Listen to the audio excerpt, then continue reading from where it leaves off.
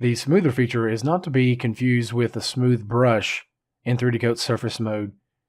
It does smooth, as the name implies, but it allows the user to make a selection of the area that you want to smooth and apply a high intensity level of smoothing to that specified area. So let me go ahead and demonstrate. I'm going to go to the E panel and choose something like the absolute draw mode so it's consistent. And if you want to be able to select all the way through, you would uncheck ignore back faces. But in this case, I don't want to do that, so I'll leave it checked for now.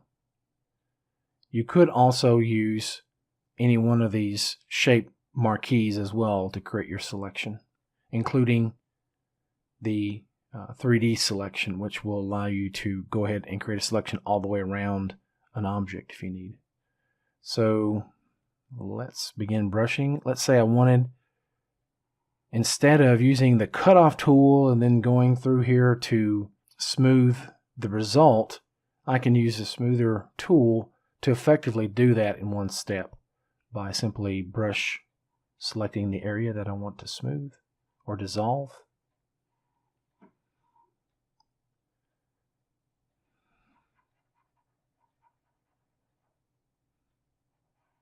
The green highlight that you're seeing is just showing the boundary of where it will stop smoothing. Okay.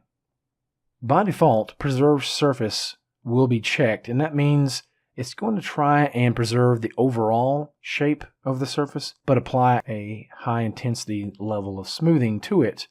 With that unchecked, it's going to be as if you were smoothing and smoothing and smoothing an infinite amount of times. So let's go ahead and just hit apply. You can see what it did. It basically dissolved everything.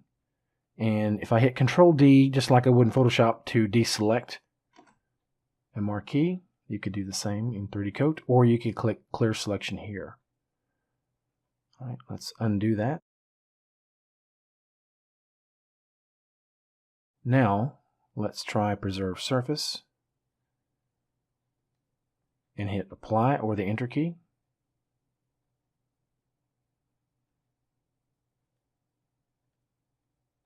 And I will hit Control D to deselect.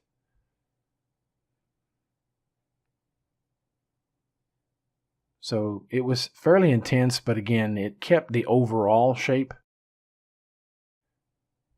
So I'll undo. Undo one more time. Yeah. Now, if I hadn't already mentioned it before, you can reuse these selections with other tools. For example, the Freeze Brush, Angulator, Subdivide, and other tools that rely on selections. Even fill holes if you want. Things like Vox Extrude or Vox Layer, you can use the same selection.